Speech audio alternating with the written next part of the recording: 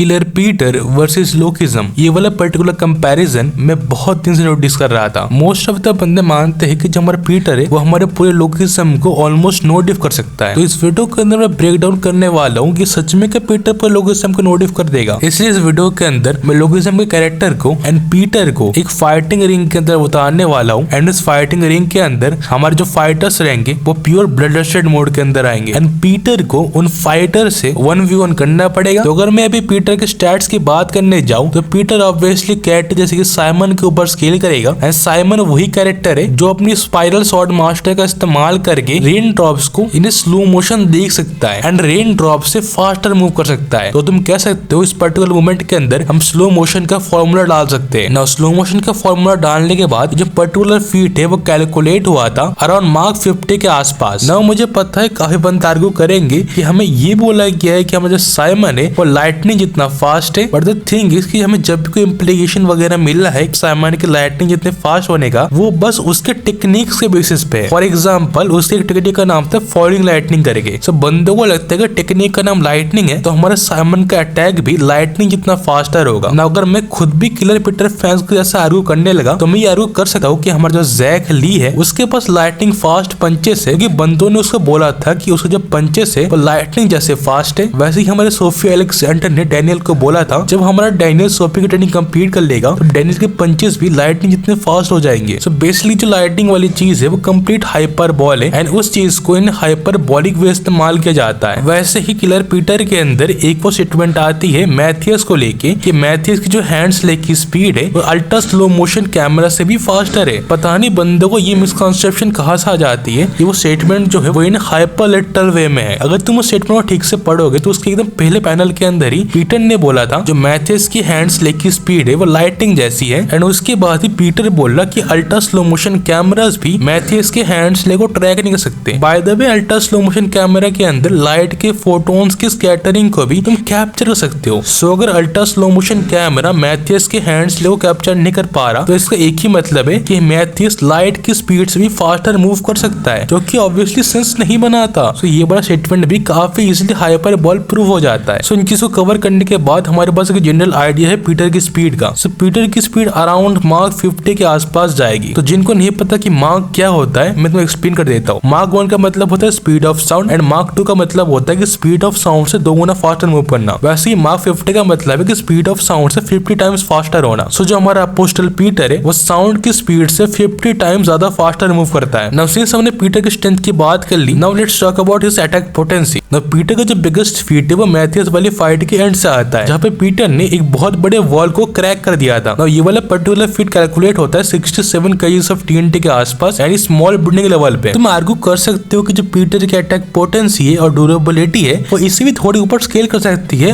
Philip का इस्तेमाल करके, क्योंकि फिलिप ने एक मिसाइल टैंक किया था। बट द थिंग इज कि मिसाइल टैंक करने के बाद फिलिप की जो बॉडी है वो मेटली पार्ट से ढकी हुई थी एंड फिलिप की बॉडी से मेटल जैसे साउंड आती थी एंड बंदे फिलिप को ऐसे मॉन्स्टर बोलते थे। So it's kind of likely कि मिसाइल के लॉन्च होने के बाद फिलिप के most of the body parts damage हो गए थे और गंदी तरीके से जल गए थे। सो आई डोंट थिंक हमें फिलिप को स्केल करना चाहिए इस मिसाइल के फीट के ऊपर, क्योंकि ये काफी ज्यादा इनकंसिस्टेंसी पैदा करेगा। स्पेसिफिकली तब जबकि पीटर ने बोल रखा था कि हमारे फ्लैश बैंग के रिकॉइल से फिलिप को डैमेज हो सकता है, जो कि ऑब्वियसली मिसाइल के डैमेज से काफी ज्यादा कम होगा ना। तुम इससे ऊपर आर्ग्यू कर सकते हो मैथियस के फीट का इस्तेमाल करके, जहाँ पे मैथियस ने अपने बॉम्ब्स का इस्तेमाल करके एक सबमरीन को डिस्ट्रॉय कर दिया था। बट द थिंग इज कि सबमरीन को डिस्ट्रॉय करने के लिए हमारे मैथियस ने जो बॉम्ब्स का इस्तेमाल किया था उन बॉम्ब्स के ऊपर पीटर स्केल नहीं करता, क्योंकि तुम लिटरली प्रूफ नहीं कर सकते कि मैथियस ने पीटर के अगेंस्ट वो बॉम्ब इस्तेमाल किए थे जो बॉम्ब उसने सबमरीन को डिस्ट्रॉय करने के लिए यूज किए थे। तो अगर मैं लोकिज्म यूनिवर्स की लो टायर्स की बात करूं जैसे कि हडसन आन, तो हडसन आन ने एक सिटी ब्लॉक लेवल का फीट परफॉर्म किया था जहाँ पर हडसन ने एक बोल्डर को वेपोराइज कर दिया था। जब भी पीटर जे यूनिवर्स के अंदर धुआं इस्तेमाल होता है तो मोस्ट ऑफ द टाइम वो वेपोराइजेशन होता है। जैसे कि हमने वाइल्ड हिट के अंदर देख रखा है कि बंदे अपने पंच का इस्तेमाल करके चीजों को वेपोराइज कर सकते हैं यानी हीट को पैदा कर सकते हैं। फॉर एग्जाम्पल वाइल्ड हिट के अंदर एक कैरेक्टर ने एक लॉक के ऊपर पंच मारा था जिसकी वजह से वो लॉक से जल गया था। तो हडसन ने भी इस पर्टिकुलर मूवमेंट के अंदर उस बोल्डर को वेपोराइज किया था। तो इसलिए Hudson easily city block plus level पे। नाउ एक चीज समझ के रखो, जो अटैक पोटेंसी होती है वो डिस्ट्रक्टिव कैपेसिटी के ऊपर कोरिलेट नहीं करती। कुछ कैरेक्टर की जो डिस्ट्रक्टिव कैपेसिटी होती है वो लार्ज इसलिए होती है क्योंकि उनका अटैक को एकदम स्प्रेड होने का मौका मिलता है। है, पर हडसन जो अटैक करता है उसका इम्पैक्ट एरिया काफी ज्यादा छोटा होता है, तो वो चाह के भी उतने बड़े एरिया को अपने पंच से डिस्ट्रॉय नहीं कर सकता। पर हडसन अपने पंच से उस पर्टिकुलर एरिया को डिस्ट्रॉय करने जितना अटैक पोटेंसी क्रिएट कर सकता है। यानी उस लेवल पे जो भी कैरेक्टर अपने पंच की डिस्ट्रक्टिव कैपेसिटी से स्केल करेंगे उन कैरेक्टर्स की ड्यूरेबिलिटी को हडसन डैमेज कर सकता है। अगर स्पीड की बात करने जाऊं तो डेड मैंशन के स्लो टायर कैरेक्टर्स जैसे कि यूकी सुपाकी के फायरवर्क्स को डॉज कर सकते हैं। तो अगर तुम कैलकुलेट करो कि यूकी को सुपाकी के फायरवर्क्स को डॉज करने के लिए कितनी स्पीड लगेगी तो वो अराउंड मार्क 200 के आसपास आएगी, यानी स्पीड ऑफ साउंड से 200 गुना ज्यादा। तो तुम देख सकते हो कि हमारे हडसन आन के अटैक पोटेंसी के अंदर और पीटर के अटैक पोटेंसी के अंदर 100 टाइम्स से भी ज्यादा का गैप है। एंड डेड मैंशन के लो टायर कैरेक्टर एंड पीटर की स्पीड के अंदर भी डजन्स ऑफ टाइम्स का गैप है। तुम इसको ऐसे समझने की कोशिश करो कि किसी इंसान को वन शॉट करने में, यानी किसी इंसान को एक ही मुक्के के अंदर खत्म कर देने के लिए तुम्हें उस पर्टिकुलर इंसान से 8 गुना ज्यादा स्ट्रॉन्गर होना पड़ेगा। पर इधर हडसन जो है वो पीटर से